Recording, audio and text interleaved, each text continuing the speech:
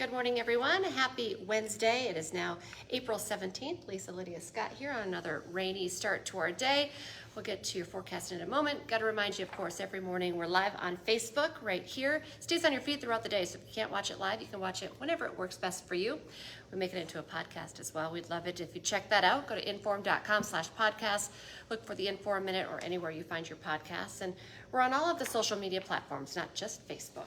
All right, overnight, it pretty much rained all night, it seemed like. Yeah. The wind was pushing the rain around, too. I heard it on my windows a couple times, just smacking the glass. So. Yeah, we picked up around a half inch just since midnight in Fargo, so not counting anything from the couple of days prior. Event total about 0.77 in Fargo now. That officially coming from the airport. NDSU reporting 0.81. I saw closer to an inch in West Fargo, so anywhere between about 3/4 of an inch to an inch. Likely for the Fargo-Moorhead Metro, just depending on exactly where you are. That's a good soak, especially for most of it to come within like a 6-hour time frame from midnight to 6 a.m. this morning. So now the rain is done. It's now in that western edge of Minnesota. I did get a report and a picture of some slushy wet snowflakes in Carlstad, Minnesota. No one wants to see that. I know. I did just post it on my Facebook page if you want to check it out. Plus, I have a full list of rain reports. I have rain reports coming out of my ears this morning. It's a long list. Which is great. Like, I love it. But it was a little overwhelming to sort through. Because, of course, I have to put them in numerical order. Yeah. So that... Anyways, you can check that out if you want to. I put some time into it. If you want a full list of rain reports, Grand Forks 0.53 is what the National Weather Service reported for the event total. Maybe a little misty, sprinkly still this morning, but this whole thing is shifting off to the east, northeast, and fizzling out as we speak. We'll see peaks of sun this afternoon, wind out of the northwest, kind of gusty, about 30 to 40 miles an hour. High temperatures 50s to near 60. If we can get a little more time with the sun, I do think 60 is possible here in Fargo. If the clouds linger a little bit longer, then mainly 50s, and then the wind will make it feel colder no matter what the temperature ends up being. So seeing a little bit of sun. We'll start the day off with sun tomorrow, have a rush of clouds move in. Temperatures only in the 40s tomorrow. A sprinkle, a flurry, not out of the question. Friday is your cold day. Okay. I've got a high of 38. Ooh, a high of 38 on Friday. That's gonna hurt. That's colder than it is right now. Yeah. Oh man. Yeah, and it's gonna be windy too, so there's gonna be a little bit of that wind chill factor, that bite. Gross. And then with that, some wraparound precip on the backside of this, a couple of flurries possible on Friday too. Totally different story than what we saw last Friday. When it was sunny and like 65. Saturday it was 81 in Fargo. We do hop on a warming trend through the weekend. We'll go about 50 on Saturday, near 60 on Sunday. I've got mainly 60s for next week with a couple sporadic rain chances too. So if you didn't get as much moisture, as much rain as you were hoping to with this system, there's opportunity for next week too. Okay, keep the umbrella handy this morning. Some rain boots, it's puddly out there, but we're getting on that drying trend. We're gonna cool down late week and then we'll hop on the warming trend this weekend. All right. All right, thanks guys. Thanks.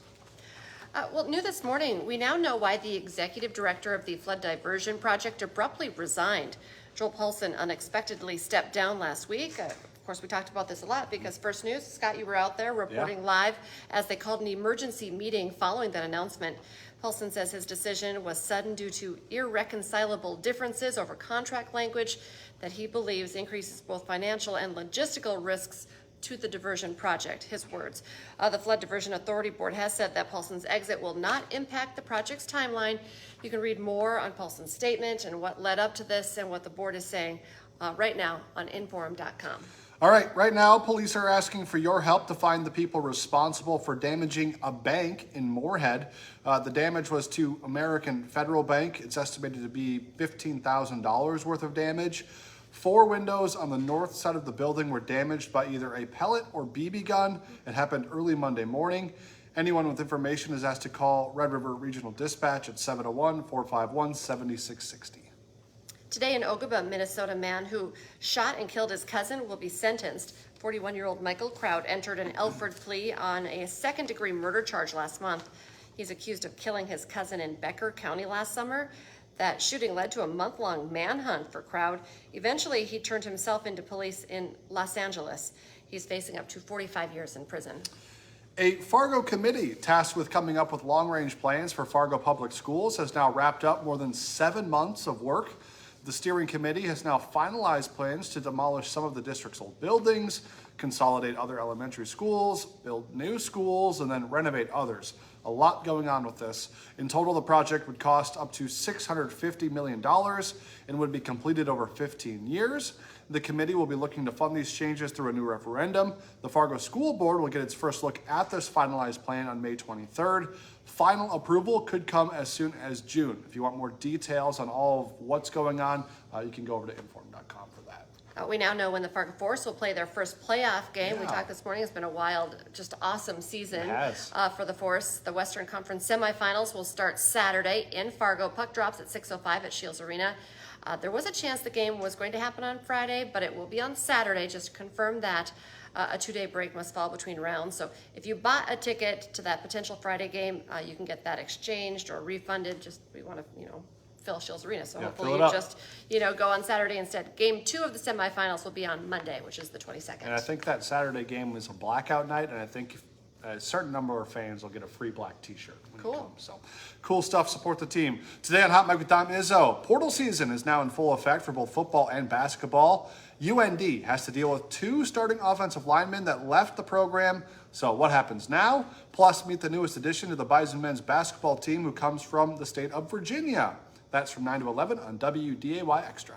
And remember, now is a great time to get that inform.com subscription, 99 cents a month for your first 3 months. Just go to inform.com/subscribe to check it out. And join us the rest of the day for our newscasts. Our next one's at 11, then 4, 5, 6, 9, and 10. And we'll be back tomorrow morning with First News from 5 to 7 in the morning. Have a great day, everyone.